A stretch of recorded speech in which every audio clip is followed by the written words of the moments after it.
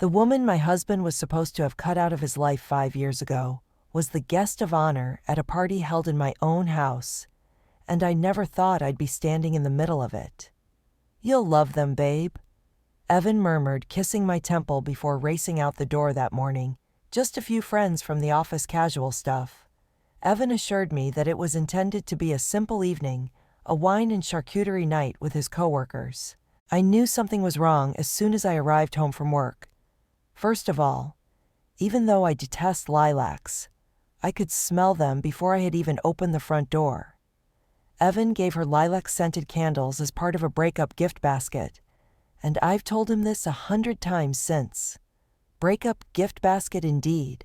I should have fled at that time, but love turns everyone into fools. I froze as I opened the door. Our living room was filled with at least 30 people, and each one of them turned to stare at me as if I were the intruder. Across the entrance was a sign that read, "Jules, congrats on your new chapter, Jules Juliet, his former fiancée." She was standing barefoot in the middle of the living room, holding a glass of wine, and smiling as if she had never left, as if this house still belonged to her. The breath escaped my body. At first I remained silent. My work bag remained on my shoulder as I stood there trying to make sense of what I was seeing. Evan cried out, "Claire!" as he came out of the kitchen carrying a platter of appetizers that he most certainly did not prepare. When he spotted me, his eyes opened. "You're home early," I managed to say "early" in a dry voice. Juliet smiled as she turned her red curls, bouncing like a shampoo commercial. It was the calm, self-satisfied smile that only ladies with nothing to lose can afford to wear, not a nervous or even a guilty one. "Evan didn't tell you," she said naively as she moved further away. "We're partnering on a foundation, a charitable trust. It's all very above board. He said you'd be fine with it." A base. Overboard. Evan's sudden interest in fixing a centerpiece caught my attention. "Let's raise a toast to fresh beginnings and forgiving the past," Juliet remarked, lifting her glass like a princess at court. They applauded. The flutes of champagne clinked. I locked myself in our bedroom after walking right by them. 4 weeks have passed since then. She has since moved in, albeit temporarily, while her home is undergoing renovations. Although she has taken over the second bedroom, her presence permeates every area. Self-help blockbusters and porcelain cats have taken the place of my books on the shelf. After 2 years of care, the lemon tree is finally dying from the weight of her sun crystals. And for some reason, Evan keeps saying that this is only temporary, only while the foundation is starting, while she recovers, and until her investors pay. Lately, he has been using a lot of justs. Most evenings, I lie awake listening to them converse downstairs while drinking wine and laughing about their shared memories and the past I will never possess. My slippers are worn by Juliet. She makes use of my cup. Like she lives here, she answers the front door. I discovered one of my dresses marked with her dry cleaning in the laundry bin last night. I haven't yet yelled "thrown anything," or even instructed Evan to make a decision. I've simply observed. And something changed in me today. It wasn't big. On the kitchen table next to a to-do list and flawless script, I discovered her diary open and unguarded. Verify the investor's wire. Check in regarding Evan's credit card. Examine the trust documents and remove Claire's name. The final one was emphasized. Therefore, no. I haven't let out a cry. However, I poured a glass of red wine for myself, carried it to the back deck, and gazed at the backyard where I used to grow herb gardens. After that, I texted my friend Lila. "Me? Hey, how quickly could you sell a house without anyone noticing?" She responded in a matter of seconds. "Lila, it depends. To what extent do you want it to be silent? Me? Keep quiet. Lila. Then we'll have to think outside the box. Something inside of me that had been gradually withering under lavender candles and smiling lies suddenly began to breathe again. Juliet is organizing a panel discussion on women in philanthropy tomorrow, and she is having brunch provided here. While I should be at work, I'm at home using my kitchen. She is unaware that I have taken the day off. I've scheduled a meeting as well. Not with Evan. Not with an attorney, with a purchaser. Let's make the toast. To fresh starts. To put an end to wars. To establish empires, and then sell them out of the crown. Have you ever had the feeling that you are the ghost in your own tale? After Juliet moved in, that's how it seemed. It was as if I had left the house, but my body remained there, performing the routine. As if nothing were bothering me, I would get up, brush my teeth in a mirror that she had already used to clean her fingerprints, get dressed while listening to her speak to Evan below about grant proposals branding or whatever term was popular at the time, and then go to work. Evan initially pretended that I was exaggerating. He would reply, avoiding eye contact. "She's only here for a few weeks, Claire, but this foundation means a lot to her. Additionally, it gives us good exposure." It's funny that he no longer felt like me. I refrained from screaming. I didn't even dispute it. I simply began paying closer attention.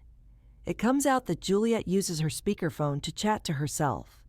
She also uses her open tabs carelessly.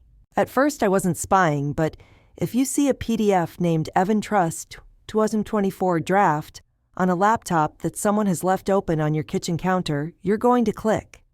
I had never seen it before. I had hardly realized there was a draft agreement designating Juliet as a co-trustee of a fund Evan had established the previous year. It seems that he established a charitable trust using a portion of his inheritance, and he had given it to her rather than telling me about it. My name was listed in the draft, but it was struck through. It didn't feel like a written record. In black and white, it seemed like a threat. I made dinner that evening. For myself, not for others. Simple, a glass of wine and buttered noodles. I pretended not to hear Juliet calling Evan Evie from inside while I sat on the back terrace, acting as though I hadn't just seen my name crossed out of his plans. Evan appeared worn out when he stepped outside, or at fault. It can be challenging to distinguish between the two at times. "Are you all right?" He eased himself onto the chair beside me and asked. I gave a nod, drank some wine, remained silent. Unprompted, he said, "She won't be staying long until her investors wire the first round.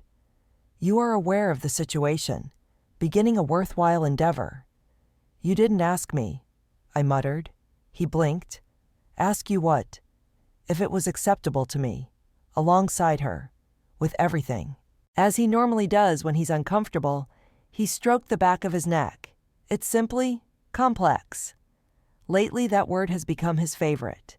Difficult, our union, our money, our house, me. After a minute, he continued, "You're portraying me as the antagonist here, but I'm merely attempting to assist someone." I gave him a serious look at that moment. At one point, this man drove 3 hours to deliver daisies to my door. The sound of my laughter used to be more familiar to him than his own heartbeat. I was once referred to as his compass. When I called her name, he was no longer even able to maintain eye contact. I discovered Juliet had begun wearing my robe later that week. Evan got me the blue silk one for our honeymoon. I really got her to chuckle when I pointed it out.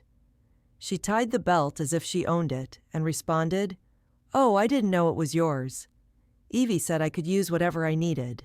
Once more she addressed him as Evie, as if it were a moniker only used by people who knew him before I did.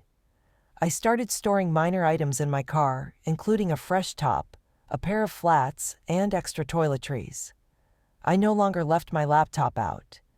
I modified my phone's password. Evan either didn't notice or didn't inquire if he did. Perhaps it was easier to deal with the reality than to face the fact that he already knew I was drifting away. The house continued to change in the meanwhile. She had changed the hallway rug to a Moroccan rug that gave the room a clove-like scent. Crystals and framed statements about abundance now adorned our minimalist bookcase. One day, I returned home to find her conducting her feminine leadership circle in the living room with a guided meditation. I wasn't asked. I wasn't even informed. The brunch was the worst. That morning, I pretended to go to work, drove down the street, made a U-turn, and returned via the side gate. I was wearing my apron when Juliet conducted court in my kitchen, pointing about the house as if it were her stage while I watched through the gap in the patio curtains. "And this backsplash back when we were renovating, Evie and I picked it together," she said to one of the women. It seems like ages ago. It was ages ago. Because I had designed that backsplash. One brunch at a time, she was changing the course of history. A thank you note written in gold ink was on the counter when I entered the kitchen after they had left.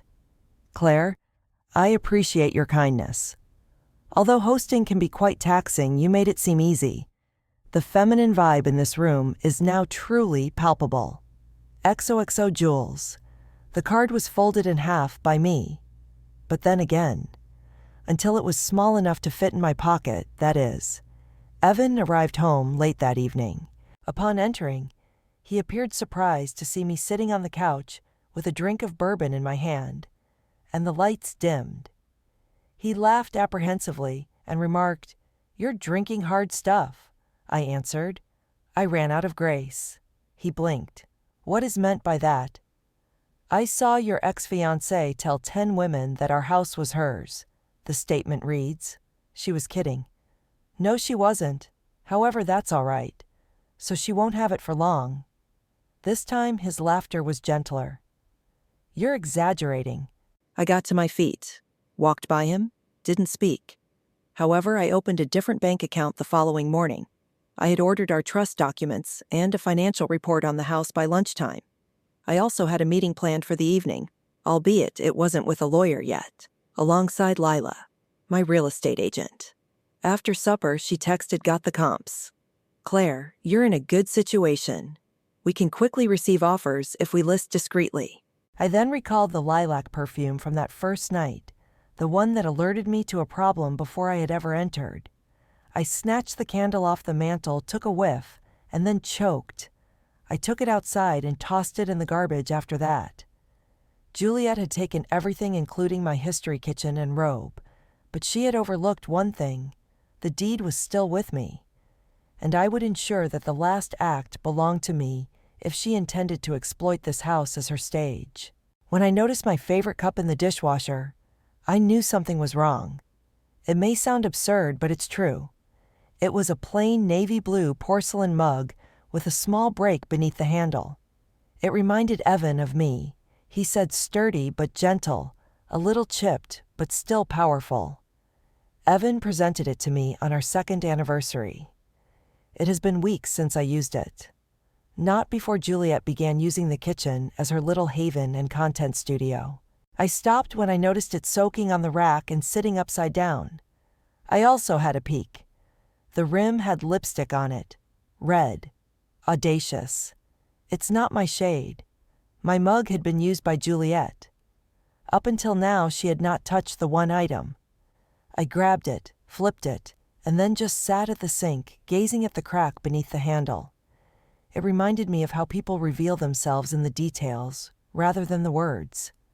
I paid close attention to the details all weekend long. I already knew she was rewriting history, and pretending this mansion had always belonged to her, so I didn't need to hear her enormous lies. No, I began to examine the fissures, the shortcomings of her account.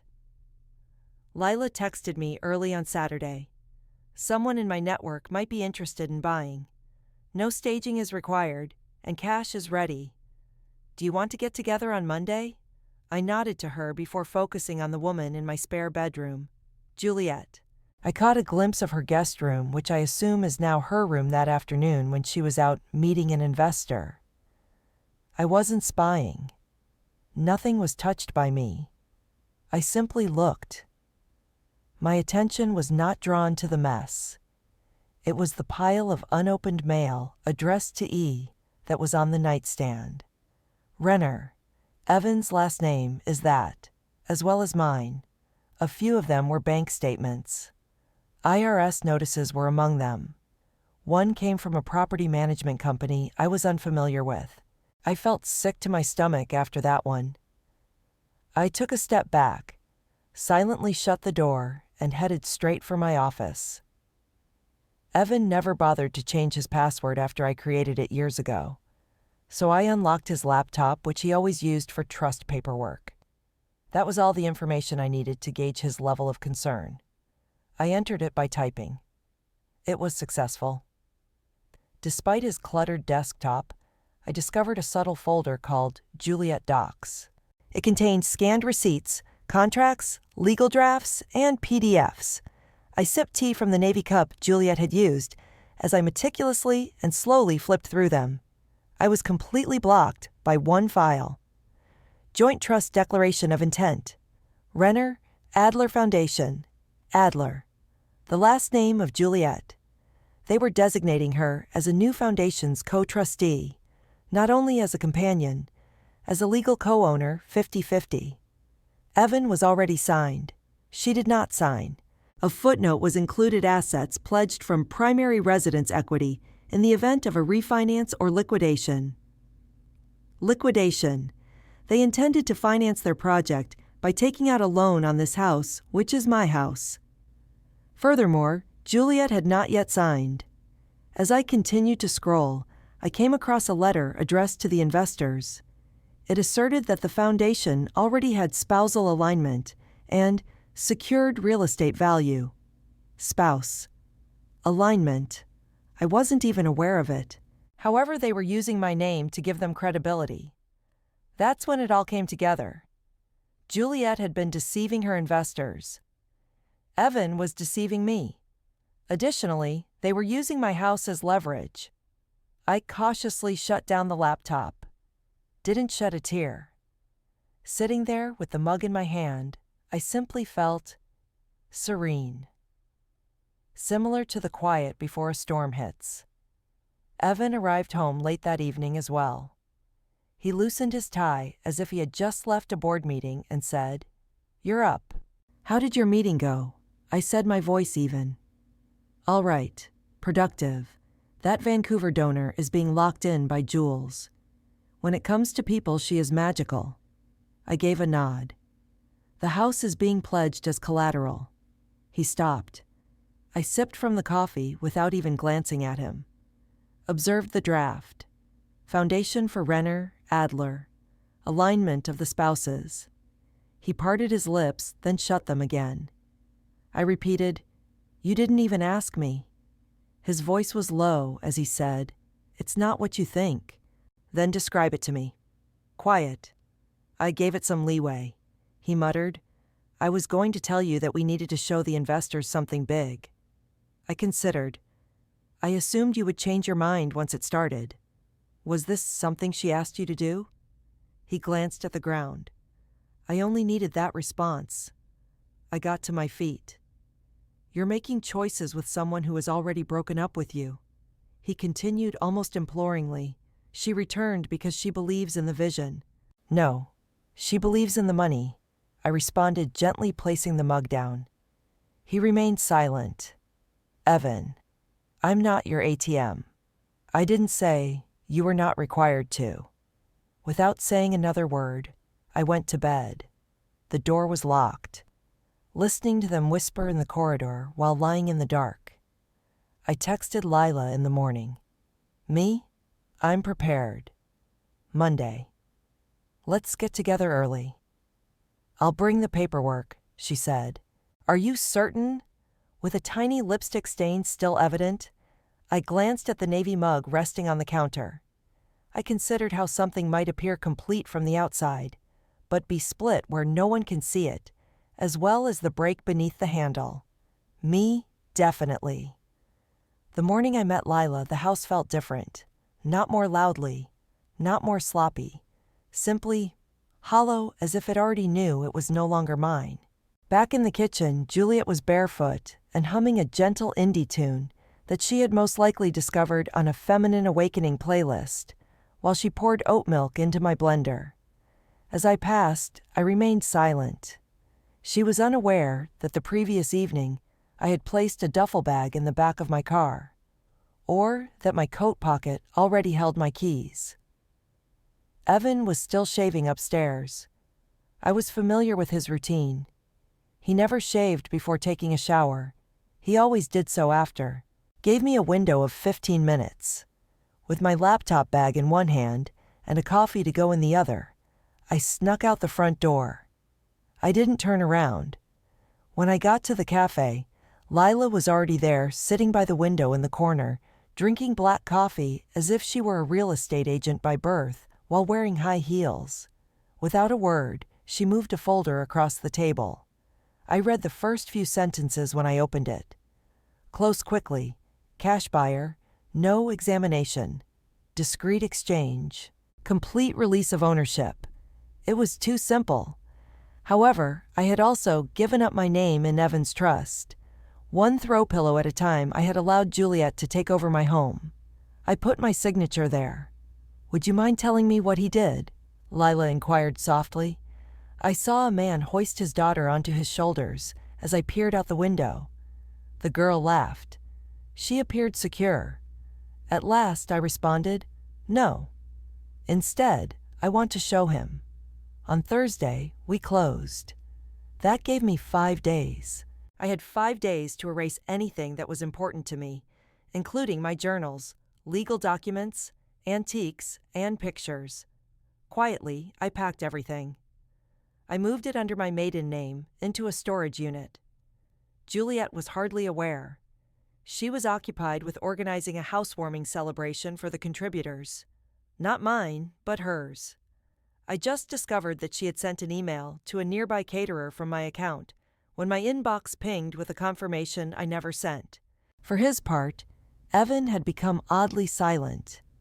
I believe he knew in some way. Perhaps not the specifics, but something had changed about me, and somewhere deep within him was still the portion that had once been adept at reading me. He began making little attempts like offering to cook, offering coffee in the morning, and making casual remarks. All of that was too late. Juliet attached her vision board to the hallway mirror on Wednesday night, using phrases like legacy, power couple, and property as Leverage magazine clippings were adhered to it. 2 names were inscribed in pink marker beneath a drawing of the house. In the corner, Jules and Evie. I snapped a picture of it. Next, I placed my own letter beneath her teacup. Only if you own the deed. Our legacy's legitimate. I wish you luck. I left first thing the following morning. I informed Evan that I was going to the dentist. I met the purchasers instead. They were nice, youthful, recently married. Reminded me of the people Evan and I were before we had a blender, a floor, and a little faith. In a peaceful parking area across from the supermarket, I gave them the keys. Not much fanfare, not a ceremony, only a packet of signed futures and a hard handshake. I contacted the moving company while I was eating lunch. I informed them that I would be leaving by Sunday. However, if you are able to attend on Saturday evening, it would be preferable to do it softly. I went back to the house that night as if nothing had changed. Juliet was laughing and FaceTiming someone in the sunroom. At the door, Evan greeted me. Hey, I was wondering if we could go out to eat tonight, he said. The 2 of us alone. Check for rain. I grinned as I spoke. He appeared relieved. Yes. Perhaps this weekend. Halfway through his life, I nodded and brushed past him. I watched the house lights flicker behind Juliet's window that evening, while sitting on the back porch with a blanket around my shoulders. I took out my old phone and looked at the pictures. Evan and I in the beginning, constructing the raised garden beds. She now slept in the guest room, which she painted. After that, I removed them all, one by one. I gave the catering business Juliet had reserved a call on Friday. Everything was canceled, with courtesy. Despite being perplexed, the woman on the other end was courteous. I informed her that a family matter had arisen, not false. In addition, I transferred the account to the new owners and called the security firm. Changed the door lock's password, shut off the utilities. A temporary P.O. box was opened. I packed my final box on Saturday afternoon. Inside was the navy mug, wrapped in a cozy shirt as if it still merited attention. Evan entered the room as I was about to tape the lid shut. Confused, he looked about. "What's happening?" I said, decluttering, and stacked the box next to two others. "Everything is being packed by you." "Exactly." He gave his temples a rub. "Are you upset with me, Claire?" I gave him a look, glanced closely. "No," I replied. "I'm over my anger." That frightened him even more. I put the last documents in a manila envelope that evening and set it on the kitchen counter directly next to Juliet's crystal grid and sage bundle. It was a brief letter. "Greetings, Evan. We never owned the house. Not at all. Before I sold it, you gave it away. Do not be concerned. You won't be without a home. You'll only need to locate the location where she signs the deed. P.S. I own the Navy Cup. Claire." I heard the moving truck pull up outside around 11:45 p.m. Exactly on schedule. They worked quickly. Keep quiet. Effective. Except for the furniture that was part of the sale, the house was empty by 1 a.m. That night, I stayed at a hotel 4 blocks away, watched from the window as the lights went out. I watched my former existence fade away like dust. The navy blue cup with the crack was safely resting next to my bed, ready to start over. At precisely 8:07 a.m., it began. Sunday a.m., I was wearing a hoodie, had my hair pulled back, had no makeup, and was sitting on a bench 3 blocks away, drinking black coffee from my navy cup, simply observing. The new owners, a young couple in their mid-30s, with a baby in a stroller and a realtor following with a clipboard, arrived on schedule. I watched the woman smile at her husband after glancing toward the garden bed by the front gate. Years ago, I had planted the herbs. They continued to act irrationally, as if they were unaware that the world had changed. Juliet answered the door wearing leggings and bare feet, suggesting that she was in the middle of a yoga session. From my seat, I could see everything clearly. The look of bewilderment on her face, the way she inclined her head, like a cat listening to distant thunder. Then behind her, Evan emerged. His eyes were straining at the couple on the porch, while he held his phone naked. From where I was, I couldn't hear anything, but I didn't have to. I could tell everything from their body language. A folder was given by the new owners, lawful, stamped, sealed. Evan picked it up, opened it, and began to read. His posture changed at that point. Shoulders are rigid, tight arms. After reading over his shoulder, Juliet abruptly turned to face him, while obviously whispering something furious. He didn't respond. They both glanced toward the moving truck that had just pulled up down the street. Exactly on time. As I watched the driver exited, verified the address, and then began guiding 2 workers to unload the initial boxes. The new owners shook hands, grinned, and began indicating the locations of the furniture. Juliet waved her arms as she entered the yard. She was shouting something, and I could tell. The movers remained unflinching. The deed was theirs. Copies were left for everyone. Evan followed her outdoors, his shoulders sagging like a guy who has realized his walls were paper the entire time his bare feet in the grass. Juliet rushed back inside at 8:32. Evan reappeared at 8:36, dressed this time, and with the envelope I had given him. Slowly, as if it could vanish in his hands, he opened it. I watched him stop reading after that. He lowered the letter, looked directly forward. At that point, I got up and moved in their direction. Not quickly, simply steady, as if they had accepted what they were going to do. I was first noticed by Juliet. Her expression shifted between incredulity and rage. "You," she yelled. "What is this? What did you do?" Evan, who appeared smaller than I had ever seen him, caught my attention as I gazed beyond her. "You sold the house." His voice was faint as he asked. "No," I replied. "You did the moment you handed it to her." I looked across at Juliet. "You intended to refinance it without telling me, put my name on investor paperwork, organize fundraising events at my house, take a sip from my mug." Confused, she blinked at that. "The one in navy," I added. "The crack-prone one. Didn't register yet." "Obviously not. People like her only notice what they can steal, not what they break." With her fists on her hips and a glass-sharp voice, she declared, "I'll sue." I grinned. "You're going to lose." Evan had the appearance of wanting to vanish. He looked across at the new owners, who were now setting a vase on the mantel, as if it were their own, which it was. "Where are we going?" Almost to himself, he inquired. I gave a shrug. "I don't care about that anymore." I left something behind when I moved past him and entered the home, not to take anything back. I set the mug on the counter just where Juliet had left her small note of gratitude. My cup, broken, powerful, intact. Without saying another word, I turned and walked away. Evan made a final attempt on the porch. "Please, Claire." At the gate, I paused. I muttered, "You allowed her to erase me in my own house. And you looked surprised when I finally got up." He didn't know how to respond. Juliet opened her mouth once again, perhaps to object or to swear.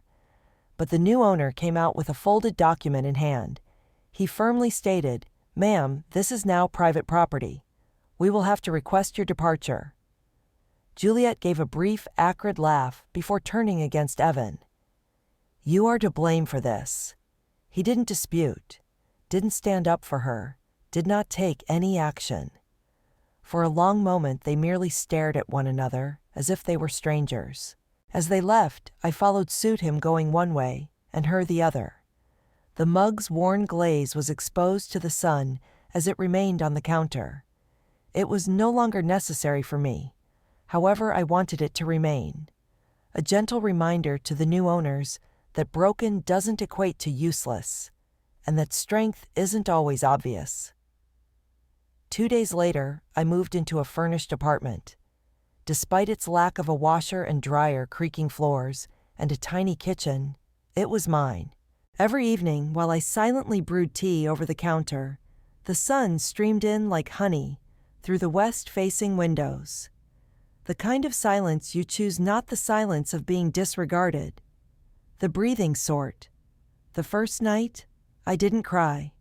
I also didn't unpack much, only the necessities. My books, some clothing. The cup is navy. Like a scar, you no longer feel the need to hide it. Sat on the windowsill with its chipped handle pointing inward. I kept what transpired from most people, not initially. It was too raw to describe. Because of the calm moments, not the drama, but the kind of betrayal that is impossible to sum up in a single incident. It has nothing to do with cheating. It has nothing to do with Juliet. It had to do with how someone could gradually release your hand without noticing that you were no longer walking next to them. Lila, a friend of mine, frequently checked in. She said she would host a housewarming party for me. "Perhaps later," I answered. I needed room for the time being. There was a strangeness to time. More slowly, then all of a sudden, quickly. Similar to how grief does. Then one day I received a text message from an unidentified number. No name, simply, "You were correct. After taking the investor's money, she departed. It has been weeks since I last heard from her. I believed you ought to be aware." Evan, I read it twice. After then, it was erased. No response. Some stories don't require follow-ups, only conclusions. Rather, I grabbed my navy cup and strolled to the little park close to my apartment. Seated beneath a tree on a bench.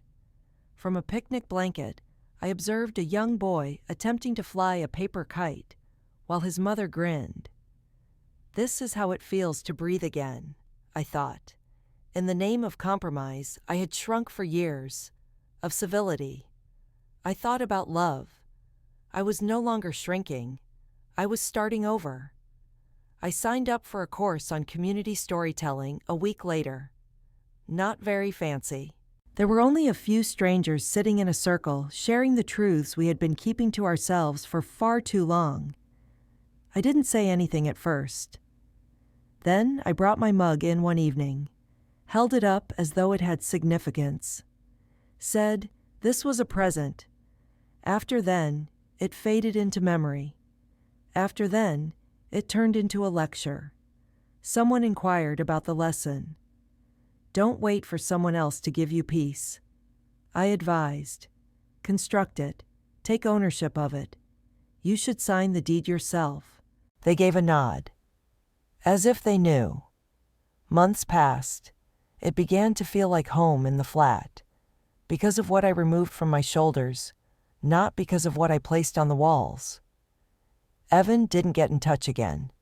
Neither did Juliet. In my opinion, it's possible that they eventually turned to face one another and recognized how meaningless everything was without a support system. Or perhaps not. Perhaps like moths around stolen light, they are still circling someone else's life. In any case, I don't give a damn. I'm no longer upset. Not depressed either. Simply, still rooted. I hosted a support podcast last week instead of appearing as a guest. We discuss quiet endings boundaries and the kind of pain that results from outgrowing someone who won't grow with you. The initial episode, "The Mug Didn't Break and Neither Did I," was the title. I read the story as though I were narrating it right now. Be calm. Actual. No major retaliation. No fire. Just the facts. This is how I concluded the episode. Closing the door softly behind you is sometimes the most effective thing you can do. Don't slam it. Not later kick it open again. Simply shut it, secure it, and move in the direction of something novel.